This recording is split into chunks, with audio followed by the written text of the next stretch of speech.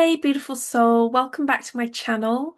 My name's Astara and I'm an angelic communicator and clairvoyant. And I want to talk to you today about quite a deep truth. Let's get on to this because if you're on a twin flame journey and you're a divine feminine, you might feel this truth. You might really feel it in your bones. And when I met this truth, it kind of transformed a lot of what I was witnessing on the twin flame journey. And a lot of divine feminines are transforming how they see themselves on this journey, how they see their twin, and they're having a deep reflection into who they are at a soul level. So let's see if you are on board with what I'm about to say. When you meet your twin flame, you are actually beginning to awaken the dormant power that is in your twin. And you might find that your twin really likes this. They really respond to it. But at the same time, they might really, really fear it. It might really trigger them.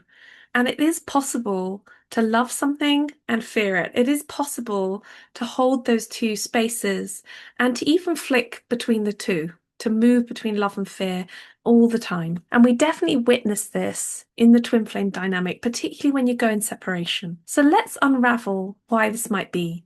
So when I asked the Angelic Council of Light, I had a lot of goddesses coming forward to tell me and teach me what the divine feminine does when it initiates another person. If you are divine feminine, you are often initiatrix on this journey. You are bringing in through your body, through your soul codes, through your understanding as an old soul, a particular resonance. And the divine feminine, whether you know it or not, is something very ancient, like an ancient coding, an ancient lineage. And that is activated inside you. And when you touch your twin and you touch their soul in your energy fields, you have this resonance with one another. You are actually activating something very ancient inside of him that he may not have ever experienced before in this lifetime, but his memory will know. He will have a deep soul knowing, a memory of being connected to himself, being whole, being from a divine source. This is what you awaken in him. So just know that your energy, it carries warmth, it carries truth, it carries intuition and a purity of love that maybe he's never experienced before. This unconditional, deep acceptance, deep knowing, deep acceptance of who he is. And this might be something that triggers him in this lifetime, but also helps him to remember past lives when maybe you were together. Lots of memories of past lives with my twin. I noticed if I asked about my twin and got people I trusted to tune in, they always talked about me having past lives with this person. Even if they couldn't say twin flame, if they didn't know what it meant, they just showed me having lots and lots of lifetimes with him. This is knowing that you're remembering in this experience. Can you think how when you met them, you're being awakened, you're remembering, I'm remembering these past lives, I'm remembering my power, but he is also remembering his power. And you didn't awaken him by trying to awaken him, you awakened him by simply being you. It didn't matter how you did your hair, it didn't matter if you lost weight or put on weight, it didn't matter if you looked well or unwell, it didn't really matter.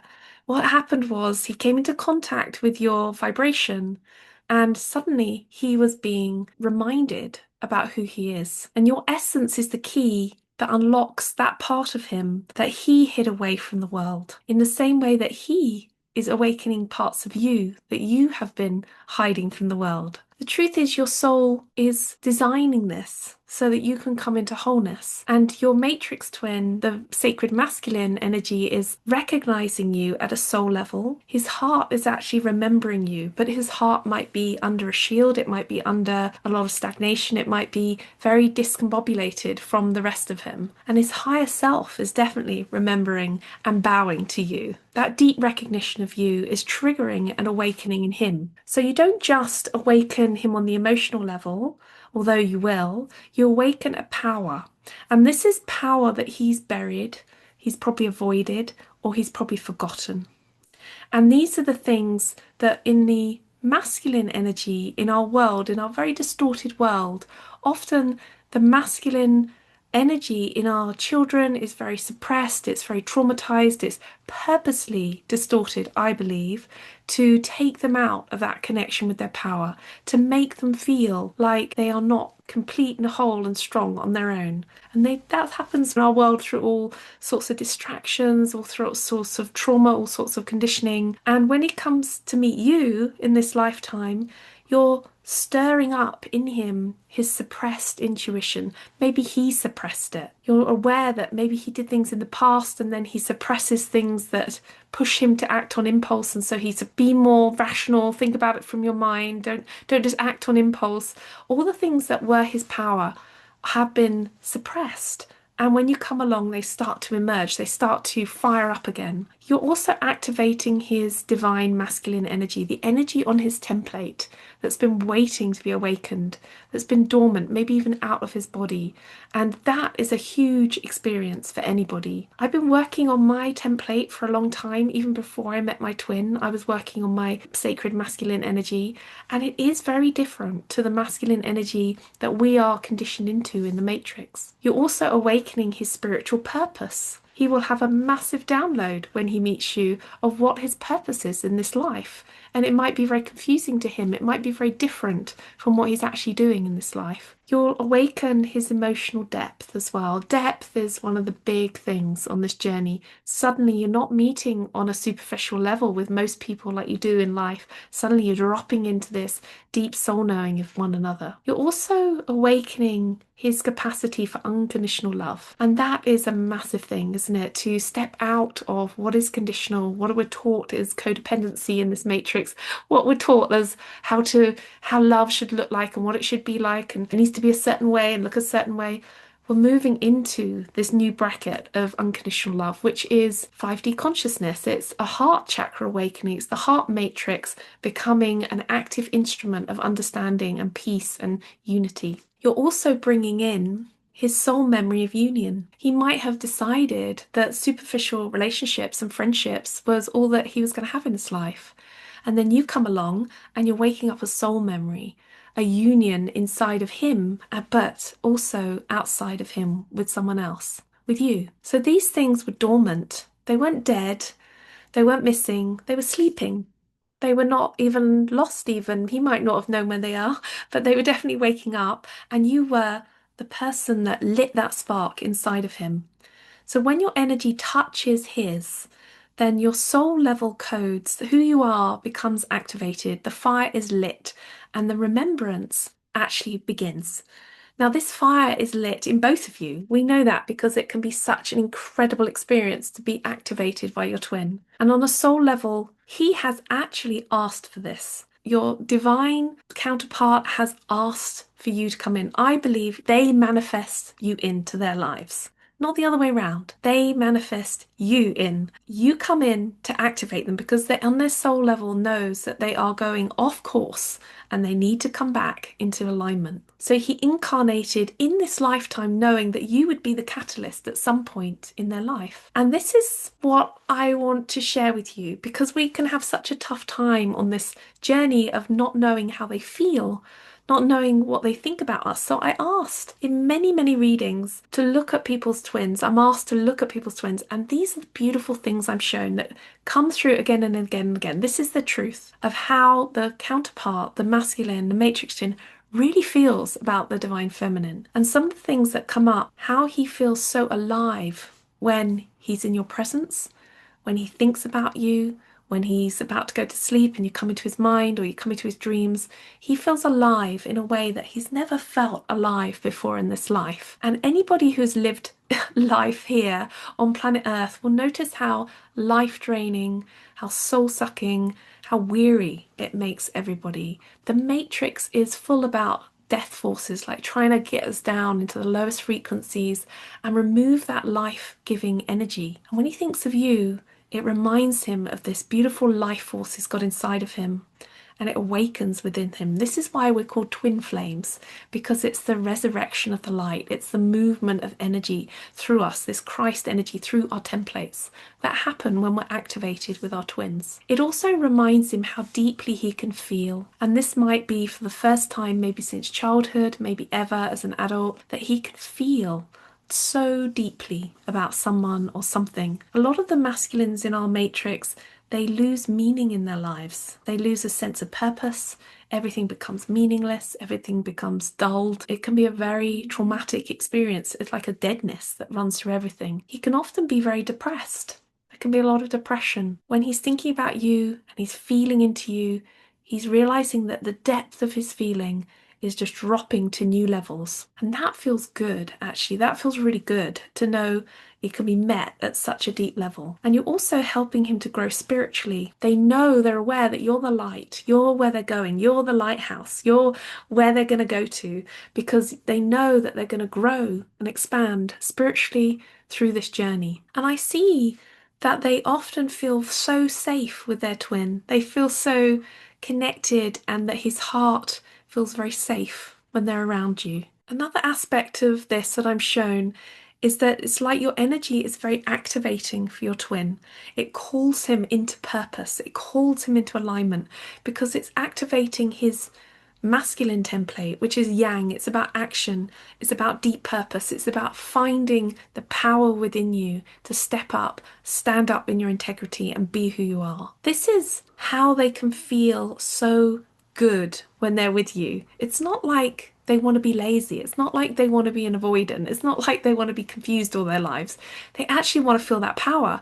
And you come along and you're the mirror reflecting to him. He feels it and he knows that what he's destined to become. It's almost like he meets his feminine counterpart.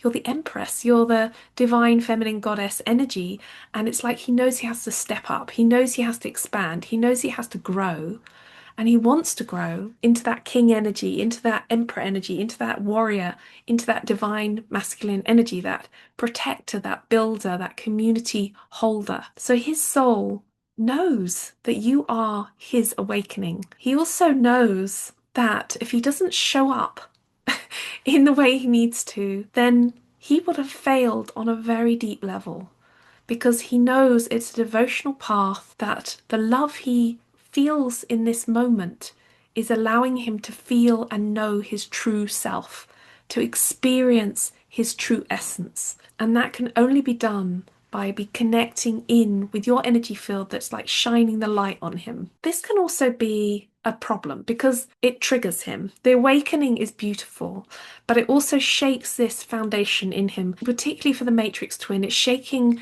the life that they've built, which has been in shadow, in logic, in ego, probably based on a lot of rules and regulations and schedules that he doesn't actually care about. And when you come into alignment, like true alignment, you suddenly realize all the things you thought were important are no longer important. They're no longer meaningful, because suddenly you've linked into all this super consciousness of your heart and your spirituality and your soul, and you kind of know that actually all the things you were categorizing as important, primarily giving your energy to, well, are no longer there. Then he goes into fear because actually he needs to change. And you can see this in the Matrix twins, that they begin to feel very deeply, and this frightens them. They don't want to lose control. They don't want to appear vulnerable. And the intensity of the connection can really be off the charts. Like we know, like if you come into contact with your twin, there can be body shakes. There can be like, you can start behaving in weird ways because it's like your body is resonating and moving and changing, and you can say things you don't mean, and you can just be a general, strange, awkward, discombobulated person. And they don't want to feel that way. They don't want to lose control. They don't want to be vulnerable. And that intensity of the connection might leave them feeling very confused. And they have to face their shadows in this. The shadows will come up because they will be facing their fears of being not worthy of you, not feeling good enough, facing old patterns that have held them back, maybe even addictions. These will all be coming up, but the fear of letting go of what they have known to be able to move forward across this threshold, a threshold of initiation for them to feel their power. So not being ready enough might come up for them, or being good enough for you. They might feel like they don't have enough money. They might feel like they don't have enough, whatever it is, whatever's needed. This is about them finding their own power inside of themselves to realize that they have what is needed to meet this, and they always have. They can also feel the pressure of becoming a man. This gets bounded around in our society, and the way I look at this and the way it's been shown to me when I ask the angelic council of light is that we all have thresholds, and the feminine goes through thresholds. We go through cycles, and this is why you have like the maiden, mother, queen, crone, Kaliak kind of cycles that go on in our lifetime, our journeys in this life. But the masculine does too. And you see it in the tarot with this beautiful journey of the Fool, then the Page, then the Knight, then the King, then the Emperor. Like they go through their own initiation passages too. So much in our matrix has been distorted that most of our men stay immature. That I would say they don't really move past the Page or maybe even the Knight. They don't really get to feel their power as king. And often they actually need the divine feminine to bring them through those thresholds. I've looked a lot into the sacred priestess mysteries around how the priestesses would help the masculine move through these thresholds to access their own power, and how important it is for both the masculine and feminine to be working together to bring this initiation process through, to feel this much power inside of himself. He may not even know. He may not even know or felt or understand it. And so it can be really overwhelming. And to feel this much love can also be terrifying. To see yourself in both a healing process and to see how you're changing can be very humbling to somebody who always felt like they had it all together, they worked it all out, had a bit of a bravado, maybe a bit of a player, whatever they were doing, suddenly they realised they know nothing. And that is really common. We all go through that when we go through thresholds of change. So he loves it because it's exhilarating, it's incredible, it will make him feel good, and he also fears it because it will push him to the edges and ask him to change. And change is incredibly difficult for the masculine.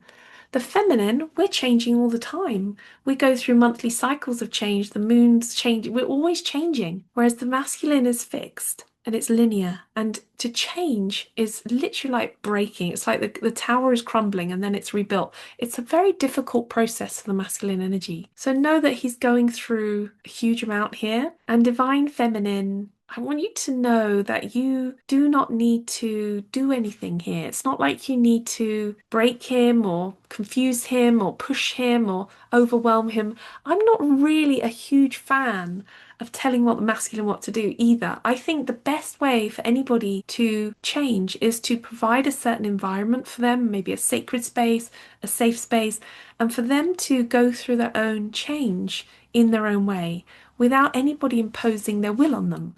Because imposed will is probably how we got in this state in the first place. So it's about them awakening their deep knowing inside of them. You're here to actually illuminate him, and that illumination is showing him the truth of who he is, because you've activated his blueprint, you've activated his divine masculine archetype in the same way that he's activated yours. So his reaction of love, fear, desire, distance, longing, confusion is simply a natural process of his awakening process. And just know that you have opened this door for him, and he is the only one that can choose to walk through it. And whether he does or he doesn't is an unknown factor. And it could take as long as it takes, because he is coming into an initiation of his own power. If he doesn't, then he won't be able to meet you. And if he isn't able to meet you, I'm told again and again by the angelic council of light, there will be others that can. There will be others that will be able to meet you, who have found their power, who can be activated, who will step through those thresholds, who will thrive, who will own this power. So your role as divine feminine really is just to stay in your power, to stay grounded, do your own thing, continue to do your healing, embody your divine feminine energy, however you wish to do that. Trust the processes. Trust your processes as well, and allow the masculine the space to integrate what they need to integrate, and hold unconditional love for yourself and for him, maybe without attachment to the outcome, which I think is one of the hardest things to do. We often are living human lives and we want to be with our twins, don't we? Most of us do. I have met people who don't want to be with their twins, but it's often because their twins are behaving in a way that is not acceptable. They're trying to create safety for themselves. And just know that you have the ability here, Divine Feminine, is to create safety, radiance, and align to who you are to become. The more he feels that you are becoming and settling in your own power, then the more he feels pulled towards his own power. You are actually the power source for this experience, and it's helping him to align when you align. So there's no need to chase in this situation. You are actually magnetizing him by being in your truth. You're magnetizing within your body, within your nature, and that is helping him to come into this alignment. His soul is actually always with you. It's coming to you. It's your shared soul, but he's coming to your space every time he feels that alignment and that power. So if you are in any space on this twin flame journey, I just want you to know that you have so much ability and you have awakened the dormant power in your twin flame. And it's incredible because that was part of your soul mission too. And he loves you for it, he does. But he also is having an experience of deep fear about his own power, because he's being required to transform at very deep levels. And just know here that his fear is not a rejection, his distance is not disinterest, his silence is not denial. He's integrating, he's evolving, and it's the growing pains within him of his heart expanding and trying to open and awaken beyond its limitations that he's placed upon himself. He is actually trying to step into being a man, which is what you need him to be. There's no point in having less aversion of him. We've done enough babysitting of men. We've done enough babysitting of boys or children who don't want to grow up, boy men. We've we've done so much of that, and it's not fair. It's been draining on the feminine. It's been exhausting. And so we need this love, this light, this spark to come back. So thank you for being here, beautiful soul. Thank you for having your love, your energy, your presence, your soul, because you are actually creating love and light in this world. And if this message resonates with you, then please come join me. Come and do the Monday night meditations.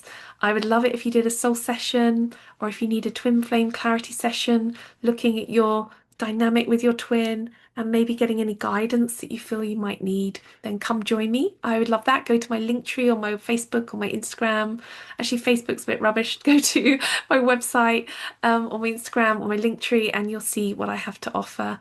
Thank you very much. Just know that you're never alone on this journey. There are lots of us all doing this journey together.